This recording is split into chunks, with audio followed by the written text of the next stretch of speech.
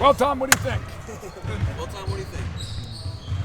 No, it's the guys are really good today. I mean, we're a little concerned.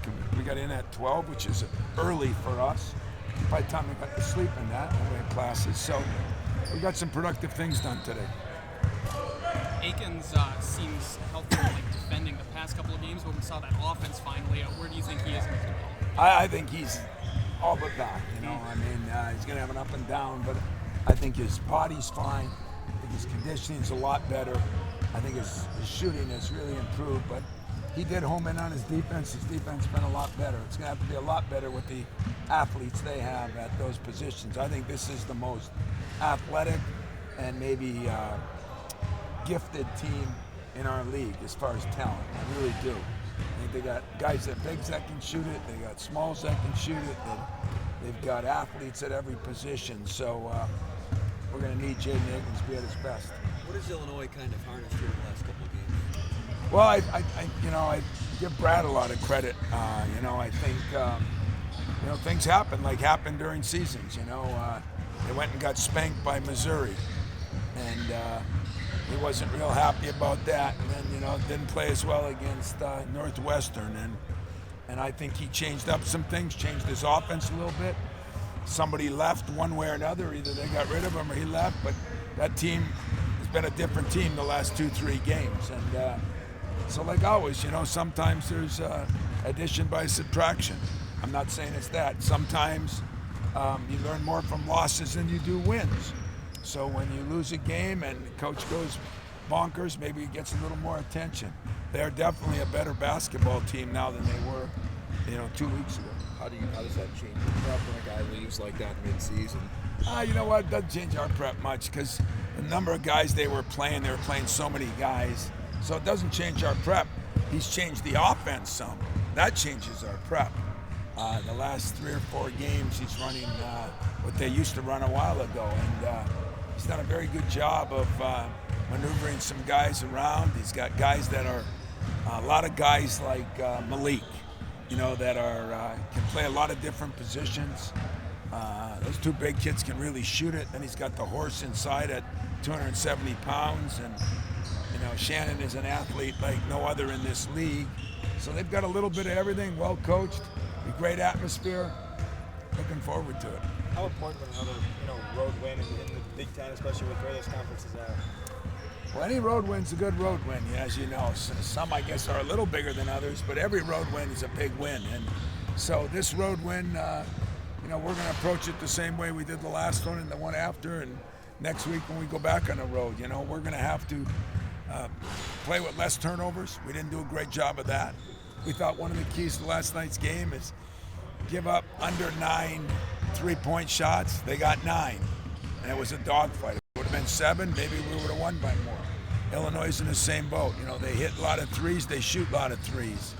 And we're going to have to defend without fouling because Shannon gets to he's getting 5-6 free throws a game because he can drive it and score it. So they got a really good team. I mean, I think it's the best talent in the league. He had to find himself like we all had to do.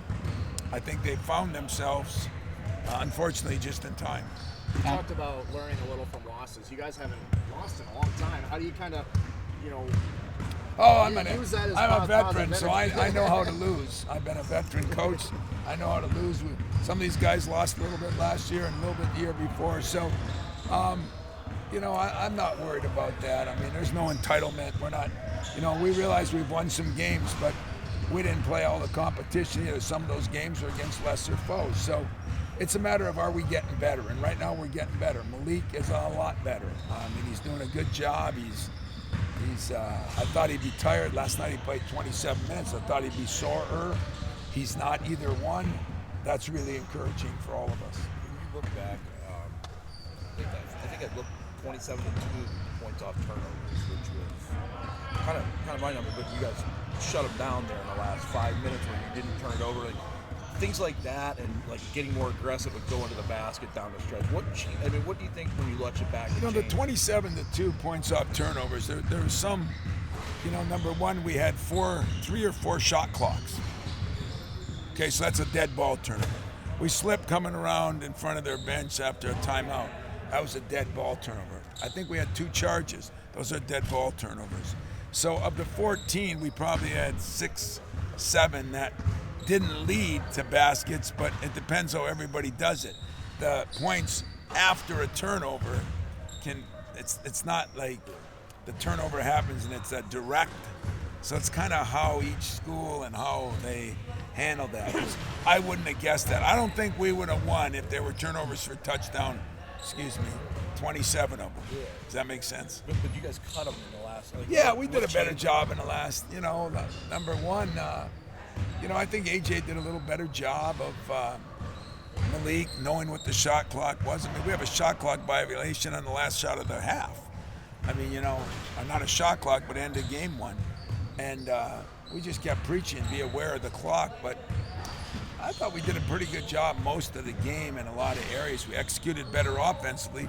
I didn't think we were quite as good defensively as we were against Michigan. So that was part of our problem. The turnovers, 14, looks like a lot, but when 5 or 6 of them were what they were, it's not as bad.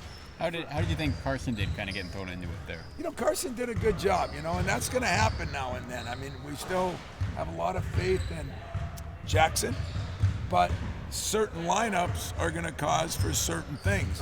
We even went small ball a little bit because they did, We're going to be adjusting ours according to that too, but I thought, considering it was the first any extended period of time, I thought he did a good job against that team. What he can do against another one, well, yet to be seen. But I was pleased with Carson and how he handled it.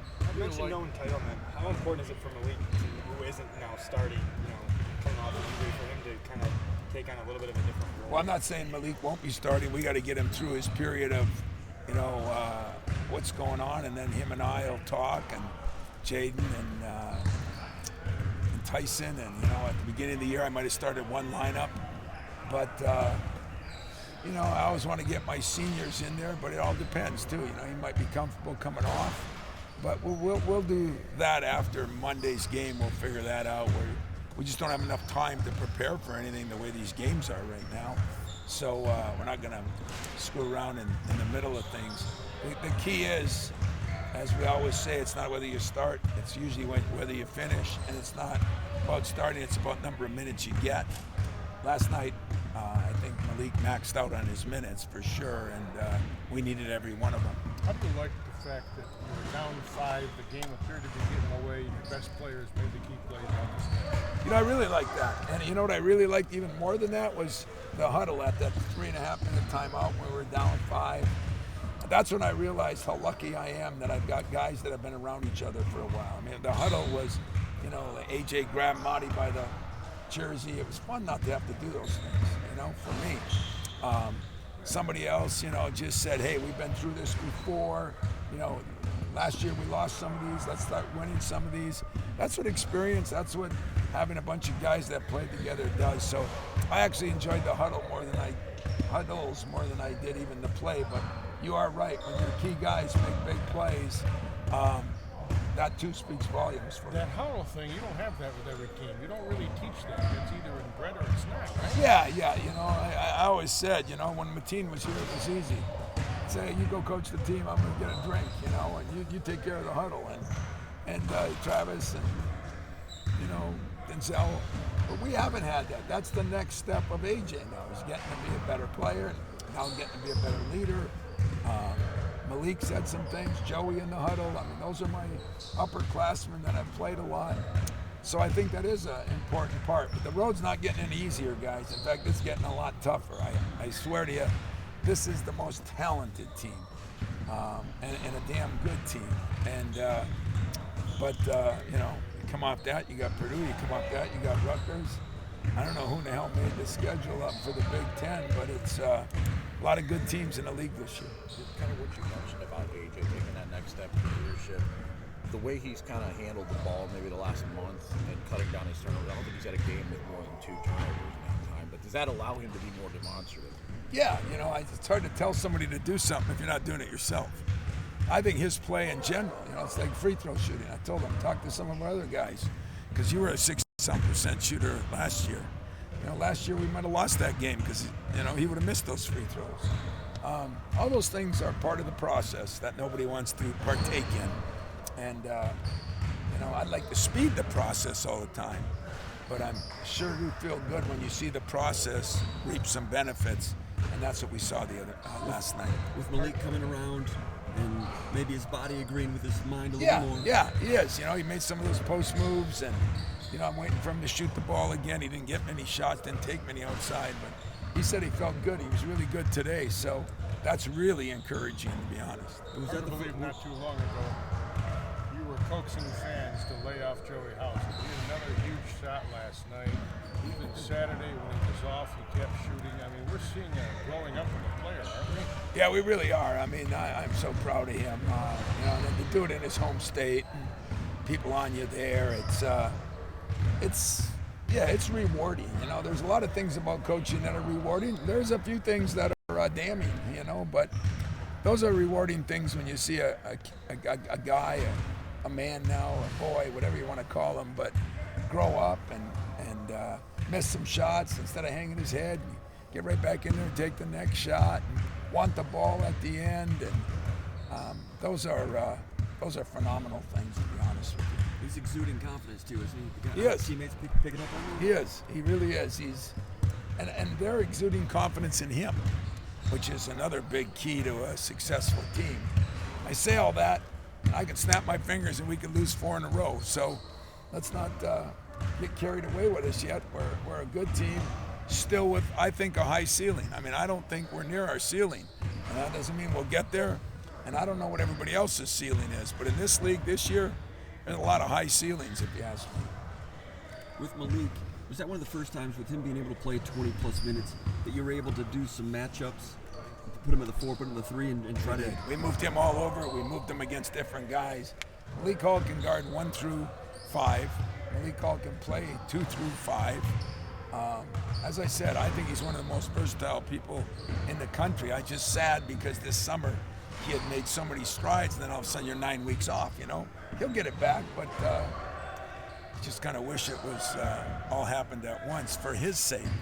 But at the same time, he's learned a lot. He learned a lot when he was sitting on a bench with us, and he did a good job then. So I'm excited about where he is. I'm excited about where a lot of guys are, and yet I'm not pleased with everything. Last night I thought we were way better offensively and not as good defensively. In Michigan we were way better defensively and not as good offensively.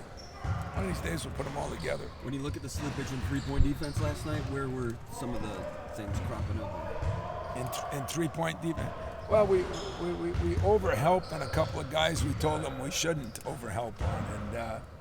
And, so there were some mistakes made, but that too is part of everybody playing together, I really thought the difference with this year's team was getting Joey and Malik to play together. I mean, both guys asked for that for 2 years.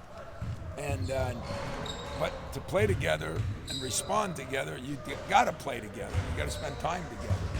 So we're just getting to that phase now, and there's practices and everything. And today was a short one because of the situation. Hopefully we'll have a good one tomorrow and get on the road. Wisconsin hit some shots too. They did hit some shots. They hit 9 threes. I said if they hit 7 threes, we win. And if they hit 9, which is their average, it's going to be a dogfight. And if they hit 10 or 11, we lose. It's just about the way it happened. Sissoko playing with 3 or 4 fouls. He set that screen for Hauser on that pin down Big corner time. baseline, right? It was a good screen. That was the part that nobody saw. That was the screen really freed him. And Joey got a wide open shot, but boy, he squared his feet and nailed it too. That was big. All right, guys. Thanks. Appreciate you. Thanks, Coach. Yep.